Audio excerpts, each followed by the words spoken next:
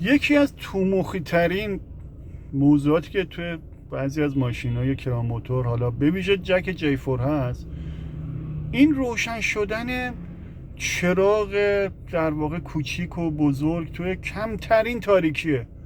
مثلا این هوا یکم ابری میشه، فرتی روشن میشه، بعد می خاموش کنی چراغ کوچیک روشن میمونه. چراغ کوچیک رو دیگه نمیتونی حذف کنی، هیچ کاری نمیتونی بکنی. این باگ نمیدونم چرا این شرکته رفع نمیشه.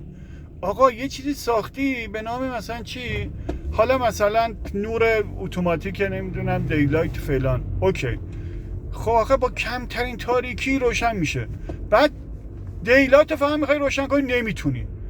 چرا؟ میگن آقا به خاطر طراحی سنسور نوریه که جلوی این داشبورد لامصب گذاشته. خب این باید بالای آینه باشه مثل آدم که نور رو درست تشخیص بده. من نمیدونم مهندسای کراموتور چرا اینو درست نمیکنن. واقعا تو مخیه.